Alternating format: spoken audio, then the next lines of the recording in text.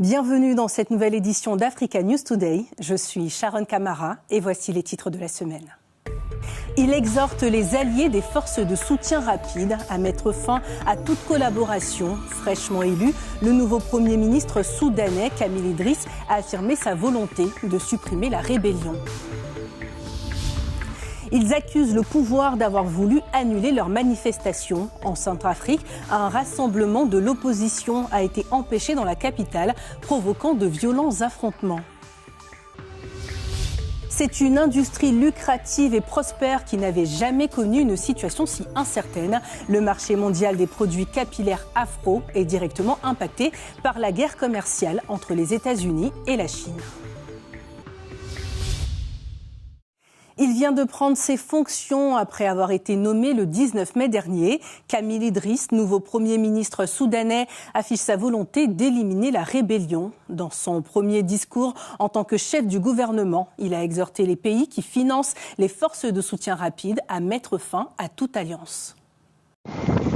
Le nouveau Premier ministre soudanais, Kamil Idriss, a exhorté les pays qui soutiennent les forces de soutien rapide à cesser leur opération criminelle. Nommé il y a 10 jours, l'ancien fonctionnaire des Nations Unies a prêté serment samedi à Port-Soudan.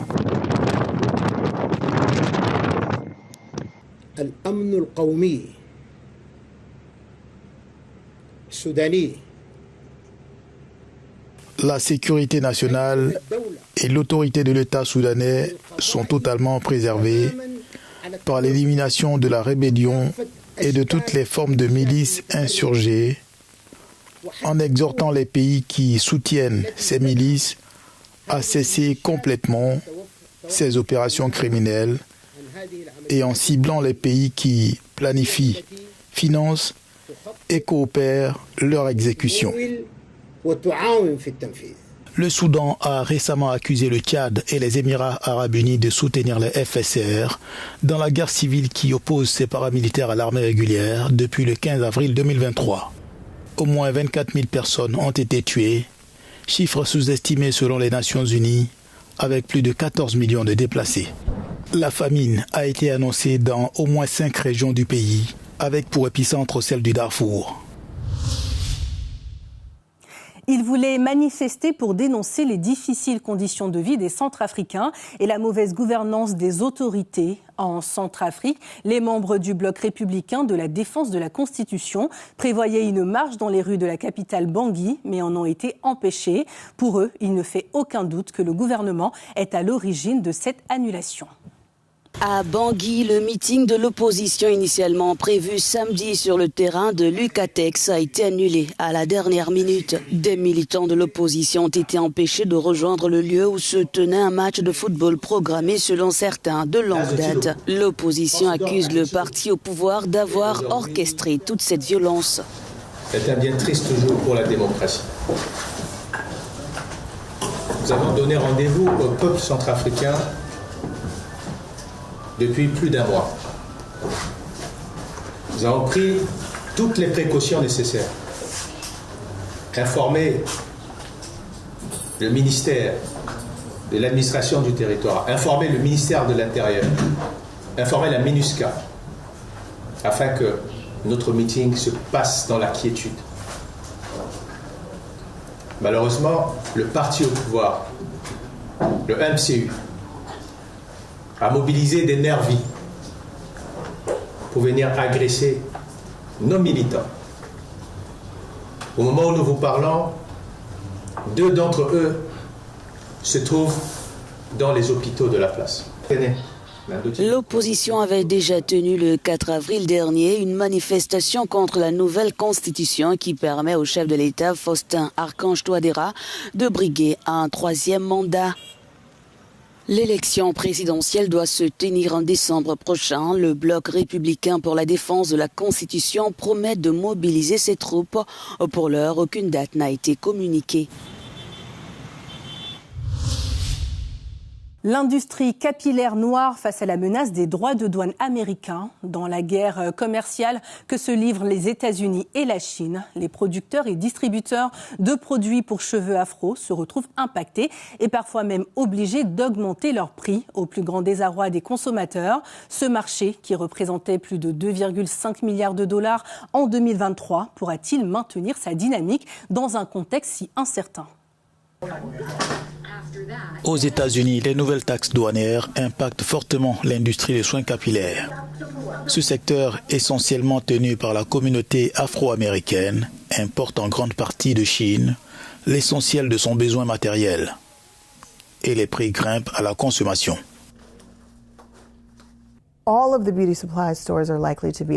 Tous les magasins de produits de beauté seront probablement touchés.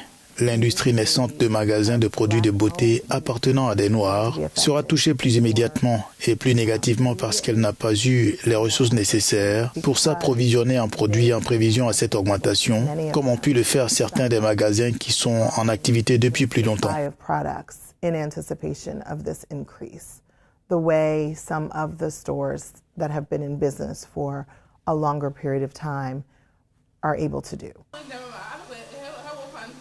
Avec des cheveux qui nécessitent une attention particulière pour les garder en bonne santé et des pressions professionnelles qui favorisent certains styles, de nombreuses femmes noires dépensent chaque mois des centaines de dollars dans des salons de coiffure pour des extensions, des tissages, des perruques et des tresses.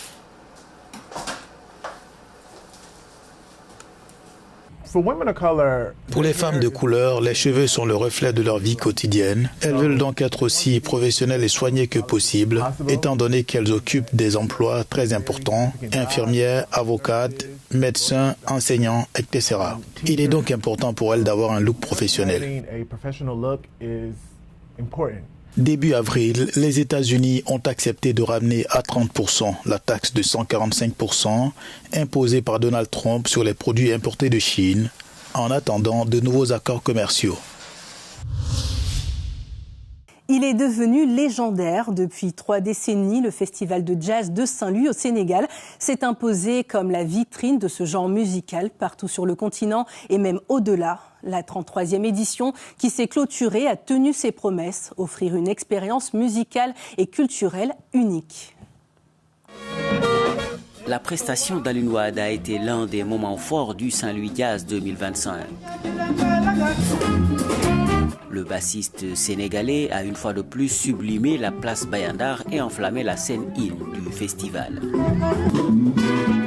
Le musicien multi-instrumentiste a embarqué le public dans les rythmes électrisants et enchanteurs de son 6e album, New African Orleans, sorti en début d'année. C'est un plaisir pour moi, même honneur, d'avoir eu l'opportunité encore une fois de plus de participer pour la 3e fois. Et donc c'est toujours un plaisir aussi de voir aussi autant d'amour à notre égard. Et voilà, cela nous donne encore beaucoup plus envie de continuer, surtout beaucoup plus de force. La 33e édition du Festival de Jazz de Saint-Louis a réuni plus de 30 artistes qui ont transporté le public dans un voyage mélodique très coloré.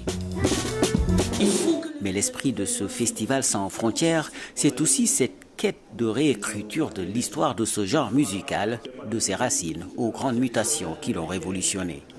Quand on parle de jazz, c'est tellement large aujourd'hui que parfois on a du mal à caractériser uniquement le jazz dans son sens premier.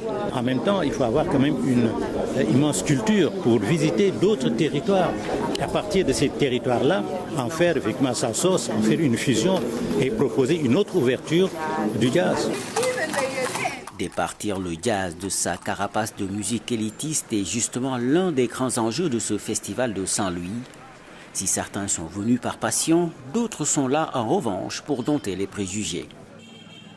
Il est important que nous puissions avoir une idée sur qu'est-ce que le festival.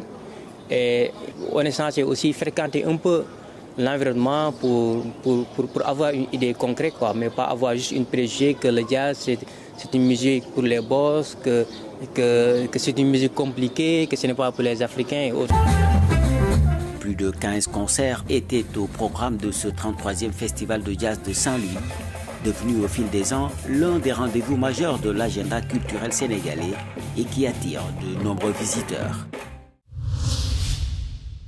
Et comme chaque semaine dans Africa News Today, voici l'agenda hebdomadaire avec quelques dates à retenir. Plus d'1 million de candidats prennent part à l'édition 2025 des épreuves préliminaires de l'examen d'État en République démocratique du Congo. Malgré un contexte tendu dans certaines zones, l'examen est prévu sur l'ensemble du territoire. Les autorités assurent que toutes les dispositions ont été prises pour garantir leur bon déroulement. Le Burundi procède au renouvellement des membres de son Assemblée nationale. Les élections législatives permettront d'élire 100 députés issus de 18 circonscriptions électorales pour un mandat de 5 ans. L'Association internationale des régions francophones organise son assemblée générale. La Rwandaise Louise Mushikiwabo, secrétaire générale de l'OIF, prendra part à la rencontre qui se tiendra à Lyon, en France. Et c'est la fin d'Africa News Today. À la semaine prochaine pour une nouvelle édition. Pour plus d'informations, restez sur Africa News et africanews.com.